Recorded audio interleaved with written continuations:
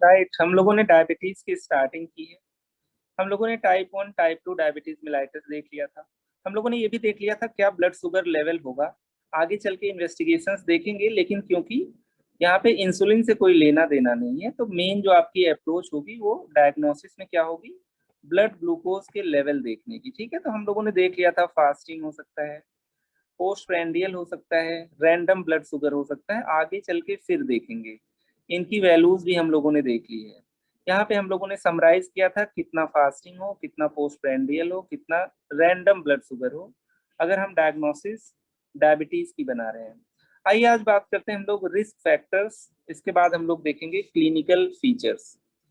Risk factors, अगर हम लोग ये ना कहें किस टाइप के डायबिटीज की बात कर रहे हैं, it is understood that we are talking about type 2 diabetes mellitus. Type 1 का कोई रिस्क फैक्टर नहीं होता, इडियोपैथिक होता है। किसी किसी का पैनक्रियास सफर करता है और बीटा सेल्स डैमेज हो जाते हैं। तो इन जनरल हम लोग टाइप 1 की बात ही नहीं करेंगे। Risk factors of diabetes mellitus, bracket में टाइप 2 डायबिटीज मिलाइटस और non insulin dependent diabetes mellitus. ये सारी चीजें हम लोगों ने कल देख लिया था, व्हाट आर दीज टर्म्स। अब हम लोग बात कर रहे हैं रिस्क फैक्टर की, तो यहाँ पे सबसे पहले हम लोग बात कर लेते हैं फेमिलियल हो सकता है, जेनेटिक फैक्टर्स हो सकते हैं, राइट, फेमिलियल। लेकिन मैं ये बिल्कुल कहना नहीं चाह रहा हूँ कि जिसकी फैमिली में डायबिटीज है जरूरी है कि सिबलिंग्स को भी डायबिटीज हो या रिलेटिव्स को भी डायबिटीज हो, ऐसा मेरा कहना नहीं है। हाँ, अगर और भी रिस्क फैक्टर रहे यहाँ पे, जैसे ओबेसिटी, जैसे लैक ऑफ एक्सरसाइज, जैसे कोई मेंटल स्ट्रेस, राइट, तो हो सकता है या होने के चांसेस तब ज्यादा है। तो हम लोग बात करते हैं familial and genetic factors. Right, हम लोग कहते हैं हम लोग क्यों अलग होते हैं, क्योंकि बॉडी का जेनेटिक कॉन्स्टिट्यूशन, आरएनए और डीएनए हम लोगों का अलग होता है। राइट, इसलिए हम लोगों का body shape, sex, size, intellect, हर एक चीज डिफरेंट होता है। हम लोग यहाँ कह रहे हैं जेनेटिक फैक्टर्स।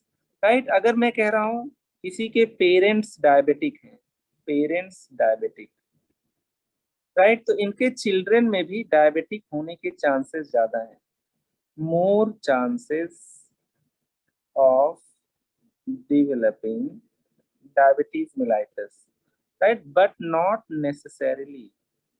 ऐसा नहीं कि यहाँ पे डायबिटीज होना ही है, राइट, चांसेस ज्यादा है। राइट, चांसेस तब ज्यादा है अगर इन्होंने क्या किया, एनवायरमेंटल फैक्टर्स को काउंटर नहीं किया। राइट, यहाँ पे हम लोग अब बात कर लेते हैं एनवायरमेंटल फैक्टर्स, एनवायरमेंटल फैक्टर्स जिनको हम लोग आगे देखेंगे। जैसे बॉडी के अंदर का भी एक एनवायरनमेंट है, बॉडी के अंदर जीन्स हैं। मैं कह रहा हूँ पेरेंट्स डायबिटिक हैं, मतलब इनके पास डायबिटिक जीन्स हैं, डायबिटिक जीन्स। इसका मतलब ये डायबिटिक जीन्स चिल्ड्रन में भी आएंगे, पेरेंट्स से आए हैं, राइट, इसका मतलब बच्चों में भी वो जीन्स आएंगे। अब चांस ज्यादा है डायबिटीज होने का, डिपेंड करता है कि पेशेंट ने एनवायरनमेंट कैसा सेट कर रखा है उन जीन्स को एक्सप्रेस करने के लिए। हम लोग कहते हैं एनवायरमेंटल फैक्टर्स, जैसे पेशेंट ने क्या किया, अपना वेट बहुत ज्यादा बढ़ा लिया। दूसरा हम लोग कह सकते हैं बहुत ज्यादा स्ट्रेस है उनकी लाइफ में, सीडेंट्री लाइफ स्टाइल है, राइट, तो ये एक तरीके से एनवायरमेंटल इफेक्ट है, यही जीन्स हैं, राइट, उसी इंसान में अभी डायबिटीज नहीं हुआ, लेकिन अगर कोई रिस्क फैक्टर ऐड हो गया, हम लोग कहते हैं एनवायरमेंटल फैक्टर्स, राइट, या डाइटरी फैक्टर्स देख लिया हम लोगों ने, तो ये उन जीन्स के एक्सप्रेशन को बढ़ा देंगे। Right, diabetic genes get more chances of expression, right, जो भी डायबिटिक जीन्स हैं उनके एक्सप्रेस होने के चांसेस ज्यादा हैं, therefore more chances of diabetes mellitus. Right, मैंने ये नहीं कहा कि जरूरी है, यहां तक मैंने कहा ज्यादा चांस है। लेकिन अगर कुछ एनवायरमेंटल फैक्टर्स भी डायबिटिक जीन्स को मिल गए, राइट, बॉडी का एनवायरनमेंट, बॉडी में कितना फैट है, कितना कोलेस्ट्रॉल है, क्या वेट है, क्या स्ट्रेस है, तो हम लोग कहते हैं इन जीन्स का, जो डायबिटिक जीन लेके पेशेंट आया हुआ है, आगे चल के डायबिटीज हो सकता है। तो यहाँ पे देखो बड़ा इंपॉर्टेंट कॉन्सेप्ट है, बहुत सारी रिसर्चें इस पे चल रही हैं।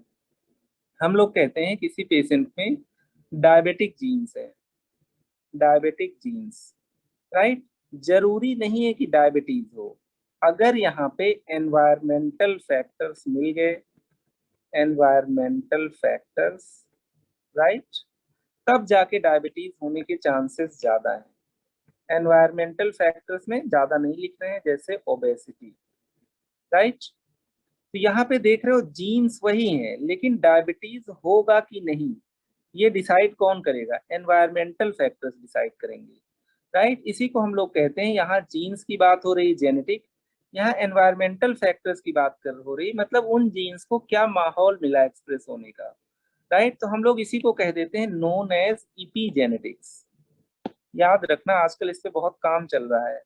हम लोग जो भी जीन पूल लेके आए हैं जरूरी नहीं कि वैसे ही हो, डिपेंड करता है एनवायरमेंटल फैक्टर्स क्या है, नोन एज इपीजेनेटिक्स। ये बहुत बड़ी बात है, अभी तुम लोगों को समझा देंगे।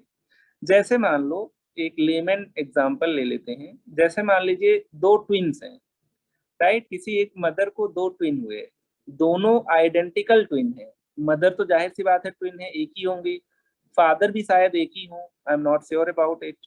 तो अगर मान लो वो ट्विन है, आइडेंटिकल ट्विन्स हैं, तो दोनों का जेनेटिक कॉन्स्टिट्यूशन भी सेम है।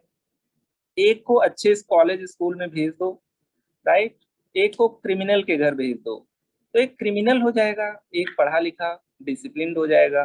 तो जो जीन्स होती है ना, उन पे एनवायरनमेंट का भी इफेक्ट होता है, राइट। जैसे मान लो कोई एक इंसान बहुत इंटेलिजेंट हो गया, राइट, कोई एकदम गधा हो गया, तो डिपेंड करता है कि उसके रिसोर्सेज या उसके सोर्सेज इनपुट के कहाँ से आ रहे हैं, राइट। तो हम लोग इसी चीज को कहते हैं इपीजेनेटिक्स। शायद तुम लोग समझ पा रहे हो उस चीज को, एक बार दोबारा रिवाइज करा देते हैं, अभी तो पहला ही पॉइंट पढ़ा है। डायबिटीज देखो सोसाइटी में बहुत कॉमन है, किसी पेशेंट की हिस्ट्री लोगे, राइट, किसी भी बीमारी से रिलेटेड, चाहे वो डिप्रेशन हो, चाहे उसकी कोई सर्जरी हो रही हो या प्रेगनेंसी हो, हमेशा ये पूछना बहुत जरूरी है whether there is any history of diabetes mellitus and hypertension और नॉट। केस ले रहे होगे वार्ड में कहीं पे भी, बिना डायबिटीज मेलाइटस की हिस्ट्री के केस पूरा ही नहीं हो सकता, राइट। अगर हम लोग एडल्ट की बात करें, तो यहाँ पे जो पहला फैक्टर है, जिन खानदानों में डायबिटीज की बीमारी हुई होती है वो आगे चलती जाती है, तो हम लोग कहते हैं यहाँ पे कुछ जीन्स हैं जो रेस्पॉन्सिबल हैं। लेकिन जीन्स जरूरी नहीं है कि उसकी बॉडी में हो तो डायबिटीज हो ही जाए, डिपेंड करता है कि उन जीन्स को क्या एनवायरमेंट मिला, राइट। तो हम लोग कहते हैं चांसेस ज्यादा हैं, क्योंकि अगर ये जीन्स होंगे ही नहीं तो एक्सप्रेस कहाँ से करेंगे, राइट। तो हम लोग कहते हैं चांस है अगर इन जीन्स को इनके मुताबिक माहौल मिल गया।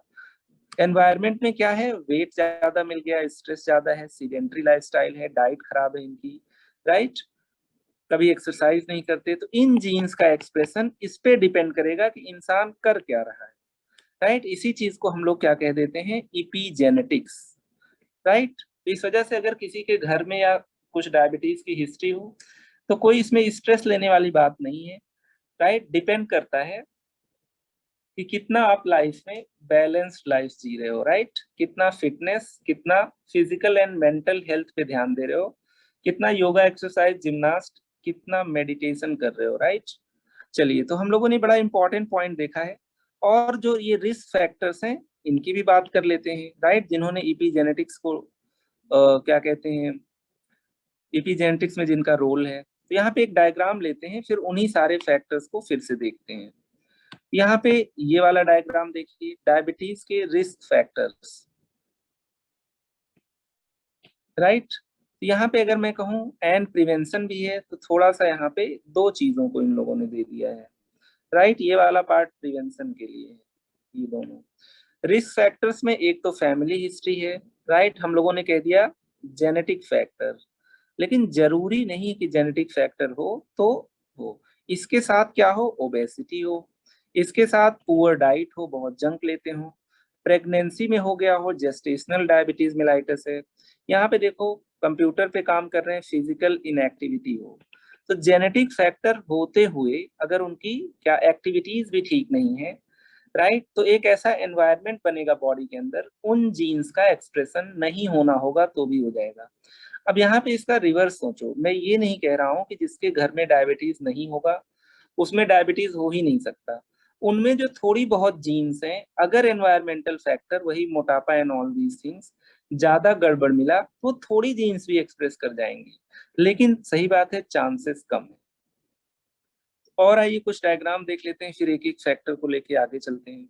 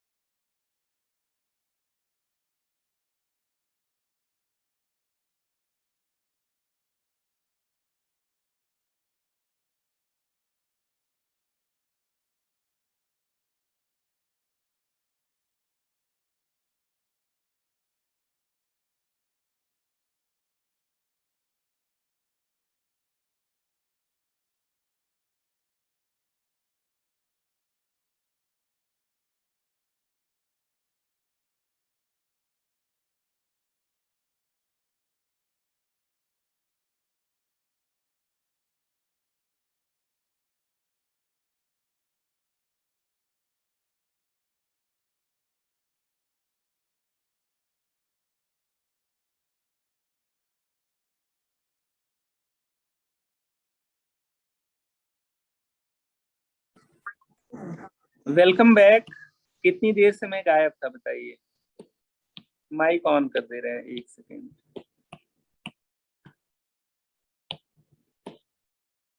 नेटवर्क थक जाता है यार, मुझे लगता है मेरे थकने से पहले ही नेटवर्क थक जाता है।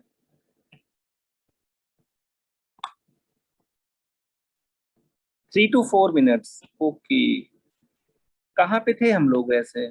माइक ऑन कर दिया है, कहाँ पे थे अभी तक? अच्छा, डायग्राम के स्टार्टिंग से। चलो ठीक है, फिर से पढ़ लेते हैं, आज तो हम लोगों के पास काफी टाइम है। राइट, फिर से म्यूट कर दे रहे हैं। अच्छा वो आप लोगों ने कॉल कर लिया, व्हाट्सएप कॉल। बाकी तो मोबाइल मैंने ऑफ कर रखा है।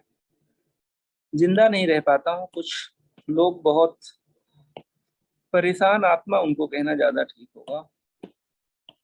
आइए देखते हैं।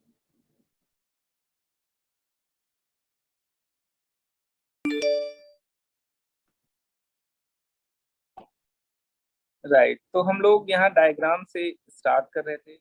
मेरे ख्याल से मैंने सबको इपीजेनेटिक्स तक बता दिया था, ठीक है। अब डायग्राम की अगर बात करें तो we are talking about risk factor of diabetes.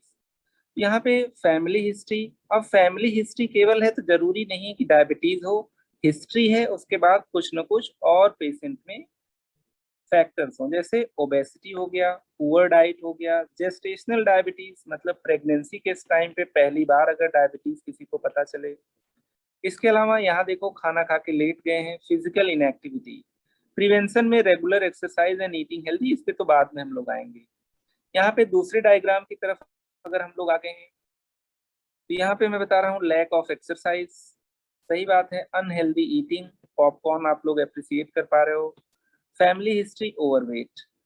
Type 1 diabetes mellitus की बात नहीं कर रहे हैं, ये रेयर है और बच्चों की प्रॉब्लम है, starting at least adolescent age group से है, इडियोपैथिक है, इसके लिए कोई फैक्टर रेस्पॉन्सिबल नहीं है। हम लोग यहाँ पे देख रहे हैं risk factor of type 2 diabetes mellitus. यहाँ पे पहला हम लोगों ने कह दिया ओल्ड एज, क्योंकि टाइप 1 वाला यंगर एज ग्रुप से स्टार्ट होता है, टाइप 2 जैसे मान लो हम लोग हैं तो बिलो 30 अभी डायबिटीज कहाँ आ जाएगा, लेकिन आगे चल के अगर हम लोगों ने अपनी लाइफस्टाइल और डाइट ठीक नहीं रखा तो बिल्कुल हो सकती है। इसके अलावा हम लोग बात कर रहे हैं ओबेसिटी की। ओबेसिटी या फिजिकल इनएक्टिविटी होने से क्या होता है, बॉडी में इंसुलिन रेजिस्टेंस बढ़ जाता है। हम लोगों ने बात किया था ग्लूकोज ट्रांसपोर्टर्स रेजिस्टेंट हो जाते हैं, इंसुलिन को रेस्पॉन्स नहीं देते हैं। स्मोकिंग कोई कर रहा है, हाई बीपी है, हाई कोलेस्ट्रॉल है। बीपी और डायबिटीज दोनों रिलेटेड है, राइट। अगर किसी में डायबिटीज है तो उसको हाइपरटेंशन हो सकता है, हाइपरटेंशन है तो डायबिटीज हो सकता है। दुनिया भर के मैकेनिज्म से यहाँ पे जो मैकेनिज्म सबसे ज्यादा फिट बैठता है दैट इज इंसुलिन रेजिस्टेंस। इसके अलावा फैमिली हिस्ट्री हो गया, history of gestational diabetes mellitus. History of gestational diabetes mellitus हम लोग कहते हैं GDM, जेस्टेशनल डायबिटीज मेलाइटस। कब कहते हैं, if diabetes is diagnosed in non diabetic person, right. Gynae में पढ़ोगे तुम लोग, नॉन डायबिटिक ऑब्स में, नॉन डायबिटिक है during second trimester of pregnancy, second trimester of pregnancy. अब देखो ये ट्राइमेस्टर वगैरह तुम लोग समझ रहे होगे, राइट, मुझसे ज्यादा। तो 13 वीक के ट्राइमेस्टर्स होते हैं, ठीक है।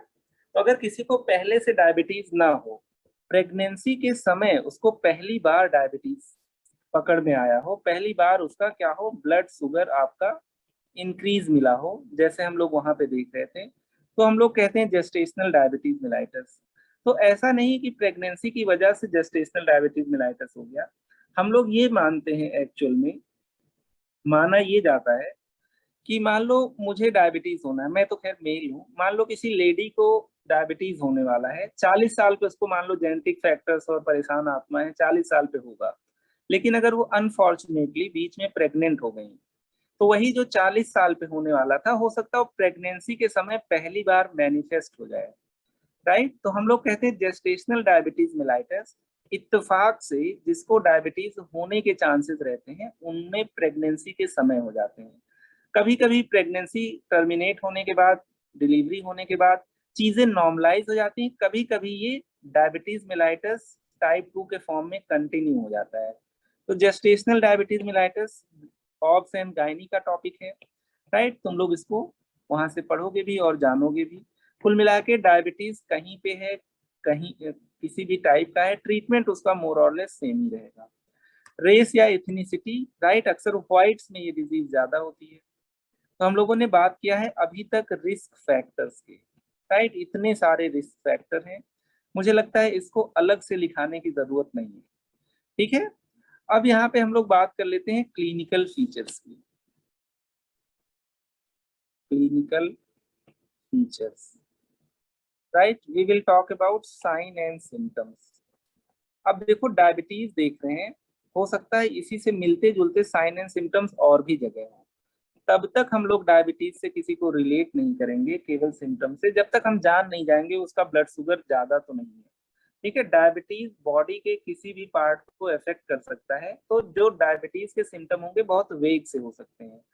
तो अगर किसी में हम लोग क्लिनिकल फीचर्स देखते भी हैं, इवेलुएट भी करते हैं कि उसको डायबिटीज के क्या फीचर है, पहले चेक कर लो ब्लड शुगर। इतने बड़े डॉक्टर मत बनो कि किसी को देख लिया और डायबिटीज बता दिया, बिना बीपी नापे किसी को बता दिया कि उसको हाइपरटेंशन है, उसके क्लिनिकल फीचर्स को देख के बता दिया, राइट। ये नहीं हो सकता है, राइट, क्योंकि ये सब ऐसी डिजीजेज हैं जो मल्टी सिस्टमिक हैं। तो हम लोग यहाँ पे कहते हैं क्लिनिकल फीचर देखने के पहले, right, check blood glucose level, right. कल हम लोगों ने पूरा लेक्चर ब्लड ग्लूकोज लेवल पे ही डेडिकेट कर दिया था, राइट। इफ डायबिटिक, जो कुछ भी है, if diabetic then evaluate and examine patient, right, and examine patient.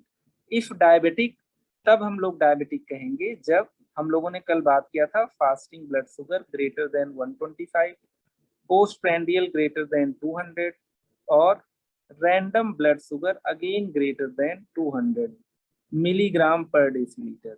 ये सब चीजें हम लोग फिर से पढ़ेंगे, राइट। तो यहाँ पे पहली चीज क्या है जो यहाँ पे बेस है, हम लोग कहते हैं this is increased blood sugar level.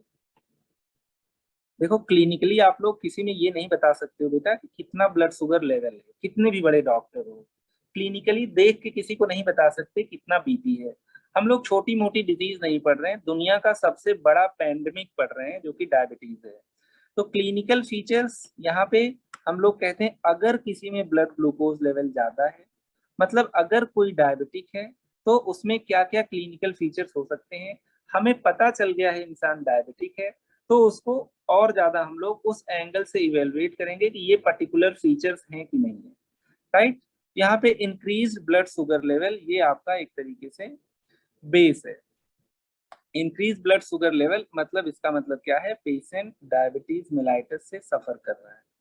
अब देखो ब्लड शुगर लेवल, ब्लड जाहिर सी बात है ब्लड वेसल में होगा, this is blood vessel. Right, इसके अंदर ब्लड है, मैंने ये आरबीसी बना दिया है, ठीक है, आरबीसी, इसके अंदर ब्लड है, रेड ब्लड सेल्स। यहाँ पे मैं कह रहा हूँ पेशेंट में बहुत सारा ग्लूकोज आ गया।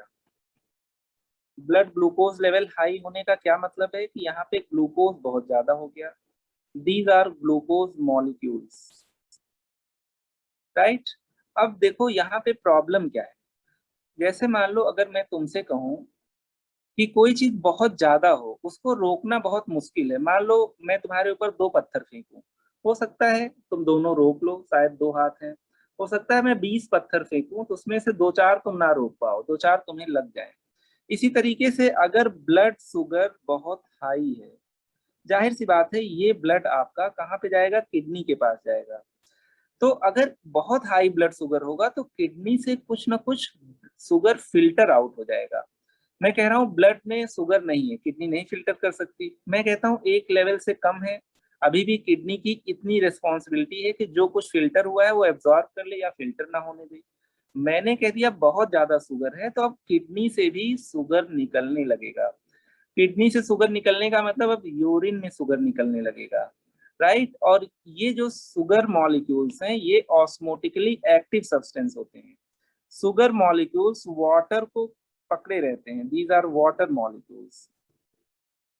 एल्ब्यूमिन, और अगर बात किया जाए ग्लूकोज मॉलिक्यूल्स, ये आपके क्या होते हैं, ऑस्मोटिकली एक्टिव होते हैं, तो ये वाटर को पकड़े रहते हैं।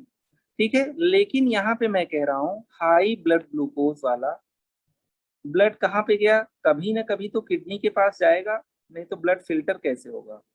किडनी के पास जाने से थोड़ा बहुत ग्लूकोज कहाँ पे निकलने लगा, यूरिन में निकलने लगा। राइट, यहाँ से हम लोग कह देते हैं यूरेटर है। राइट, फिर हम लोगों ने कह दिया यहाँ पे ब्लैडर है और फिर यूरेथ्रा है। तो कितना सिंपल है, यहाँ पे मैं बताना चाह रहा हूँ कि ग्लूकोज नॉर्मली नहीं निकलना चाहिए था किडनी से, लेकिन यहाँ पे ग्लूकोज निकलने लगा। राइट, ग्लूकोज, तो हम लोग क्या कह देंगे, यूरिन में ग्लूकोज है। राइट, ग्लूकोज इन यूरिन, मतलब जो इंसान खाना खाता है उसमें ज्यादातर तो ग्लूकोज होता है, वो यूरिन में निकल गया, known as glucosuria. Glucose urea, glucosuria. Right, loss of glucose in urine, इतना ज्यादा ब्लड में था कि किडनी ने थोड़ा बहुत शुगर भी निकाल दिया, loss of glucose in urine. Right, क्यों ऐसा हो रहा है, क्योंकि ब्लड में ग्लूकोज बहुत हाई है, किडनी के थ्रेशोल्ड से ज्यादा है। राइट, एक लेवल होता है, मान लो मैं कहता हूँ शुगर 180 से कम हो तो किडनी से नहीं निकलेगा क्योंकि रीनल थ्रेशोल्ड से कम है, लेकिन अगर 180 से ज्यादा है तो रीनल थ्रेशोल्ड के ऊपर है। इसीलिए जब हम लोग डायबिटीज किसी का कंट्रोल करना चाहते हैं तो जो हमारा टारगेट लेवल होता है that must be less than 180 milligram पर डेसीलीटर। चलो वो सब चीजें हम लोग पढ़ेंगे आगे चल के। यहाँ पे इंक्रीज ब्लड शुगर लेवल होने की वजह से इतना ज्यादा शुगर है ब्लड में कि कुछ ना कुछ शुगर क्या हो गया, फिल्टर आउट हो गया। और हम लोगों ने ऊपर देखा है अगर शुगर जाएगा तो अपने साथ वाटर भी ले जाएगा। राइट, शुगर गया अपने साथ वाटर भी ले गया, हम लोग कहते हैं increased water in urine. Right, increased water in urine, तो ग्लूकोस यूरिया भी हो गया और यहाँ पे क्या हो गया, पॉली यूरिया, मतलब यूरिन बहुत ज्यादा होगा, इंक्रीज्ड यूरिन वाटर, मतलब वाटर का मतलब यूरिन ही ज्यादा हो गया। अब देखो यहाँ पे एक आपका हो गया ग्लूकोस्यूरिया, मतलब आपका ग्लूकोज बहुत ज्यादा निकल गया। दूसरा है ग्लूकोज निकला और अपने साथ वाटर भी लेके चला गया। इंसान जिंदा होगा, वाटर ज्यादा निकल रहा होगा तो ज्यादा पानी पीने की भी कोशिश करेगा। This leads to polydipsia, right. Patient को इंक्रीज थर्स्ट, बॉडी से पानी निकल गया तो उसको प्यास ज्यादा लगेगी। देयरफॉर हम लोग क्या कह देते हैं यहाँ पे, polydipsia, more intake of water, more intake of water, right. जैसे मान लो किसी को डायरिया हो गया तो इंसान को क्या होगा, ज्यादा पानी पीना चाहिए। जितना वाटर लॉस हुआ है उसको आदमी रिकवर करने की कोशिश करेगा। ये तीसरी चीज हो गई। चौथी चीज ये है, जो आपने डाइट में ग्लूकोज लिया था वो सिग्निफिकेंटली कहाँ से निकल गया, सिग्निफिकेंटली निकल गया यूरिन में। बॉडी में ग्लूकोज कम हो गया, देयरफॉर बॉडी में, बॉडी से क्या हुआ, ग्लूकोज का लॉस हुआ, पहली चीज। दूसरी चीज हम लोग कहते हैं सेल के अंदर, डायबिटीज है पेशेंट को, ब्लड में जरूर इंसुलिन है, सेल के अंदर इंसुलिन जा नहीं रही है। हम लोग कहते हैं ये सेल है, राइट, इसके अंदर ग्लूकोज नहीं जा रहा है, राइट।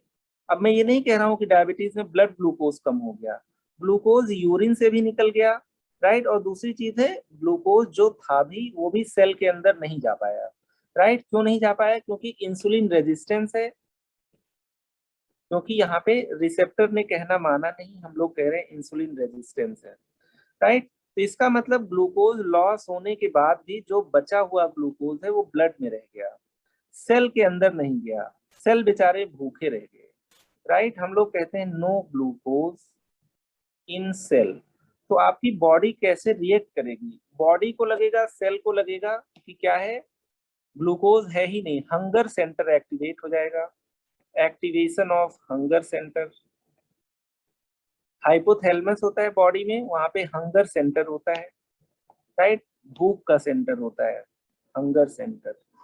इसी वजह से क्या होता है, देयरफॉर पॉलीफेजिया, बहुत ज्यादा इंसान खाने लगता है, पॉलीफेजिया, इंक्रीज्ड फूड इनटेक।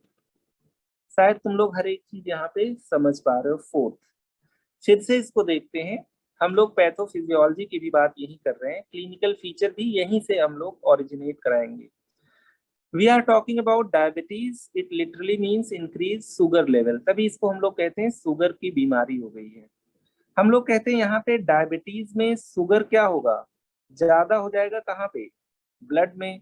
तो शुगर अपने साथ वाटर मॉलिक्यूल भी पकड़ लेगा, ये ब्लैक वाले पार्टिकल्स आपके शुगर या ग्लूकोज हैं, ऑस्मोटिकली एक्टिव सब्सटेंस है तो अपने साथ वाटर भी पकड़े होंगे। अगर इस ब्लड वेसल से वो निकलेंगे तो पानी को भी लेके निकलेंगे। यहाँ पे मैं कह रहा हूँ क्योंकि ग्लूकोज बहुत ज्यादा हो गया, ग्रेटर देन 180 मिलीग्राम पर डेसीलीटर से ज्यादा ग्लूकोज है।